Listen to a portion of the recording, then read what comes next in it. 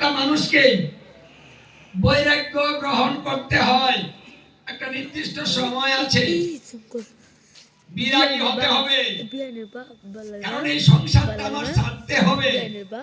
ছাড়তে হলে আপনাকে অবশ্যই বৈরাগী হতে হবে। মানে বৈরাগ্য পথ অবলম্বন করতে হবে। সেটা গৃহে থেকে করুন, আর মন্দিরে গিয়ে করুন, বৃন্দাবনে গিয়ে করুন, মানে আপনার যেখানে ভালো লাগে সেখানে করুন। কিন্তু এক সময় এই সংসার আমাদের ছেড়ে দিতে হবে। আমার মহাপ্রভু কিন্তু এই তত্ত্ব শিখিয়েছেন। সংসারের ভালোবাসায় মায়ায় আবদ্ধ হয়ে সারা জীবনটা কাটানো যাবে না। যদি এই মায়ার জগতে থেকে, এই মায়ার আবদ্ধ থেকে আমি সারা জীবন কাটাই, মৃত্যু কালে যদি আমার পুরো প্রকারে একবার এই মায়ার জগতের উপরে আমার আকর্ষণ হয়ে যায়, আমার মৃত্যু কালে যদি আমার সেই অনাদি আদি গোবিন্দের স্বরূপগুলো দর্শন না হয়, কারণ আপনি যাকে ভালোবাসবেন বেশি, মৃত্যুকালে তার কথা মনে পড়বে বেশি।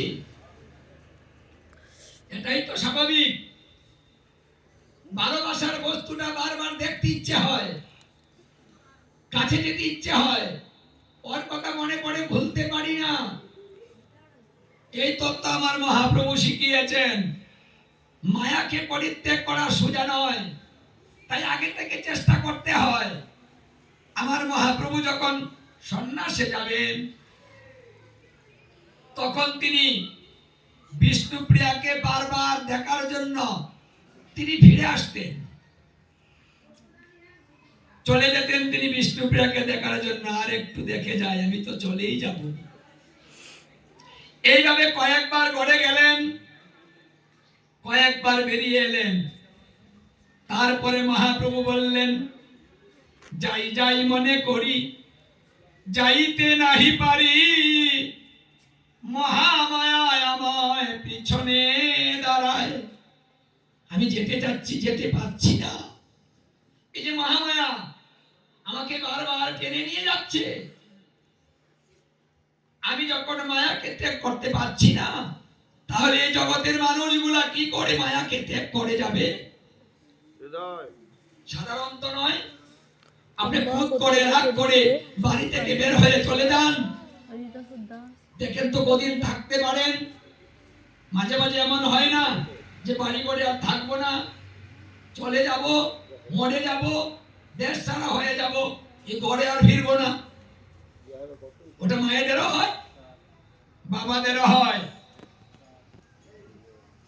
রাগ করে কেউ কেউ চলেও যায়, যাবো আর আসবো না, এই যে গেলাম। হ্যাঁ, 2-4 দিন আসতে দিন, গেলে আবার ধীরে ধীরে মনে পড়ে যায়, সংসারটা ছেড়ে চলে এলাম, না জানি ওরা কি করছে। হ্যাঁ, মানে ওদের কথা বারবার মনে পড়তে থাকে, আর থাকতে পারি না।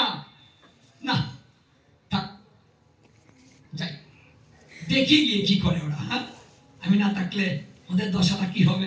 হ্যাঁ, না যাই, আমরা কিন্তু আবার ফিরে আসি। এই জন্য রাধারানীও বলেছিলেন, এই মায়াকে ত্যাগ করা তো সোজা নয়। যদি মায়াকে ত্যাগ করতে পারত, তাহলে যৌবন থেকে আমার প্রাণবল্লভের ভজনা শুরু করে দিত। কিন্তু পারছে না, জানিস রে বৃন্দে, ওরা পারছে না। মানে মায়া এমন আবদ্ধ হয়েছে, আমার গোবিন্দকে কেউ চেনে না, ভালোবাসে না, মনে পড়ে না, কাছে আসে না। আমার খুব কষ্ট দুঃখ লাগে, জানিস বৃন্দে।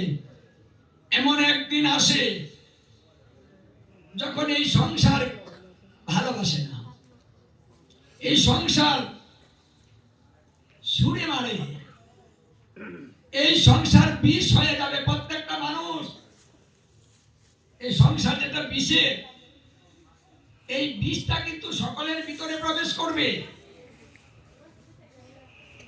আনন্দ ফুর্তি করে জীবনটা কাটিয়ে দিলাম, সবার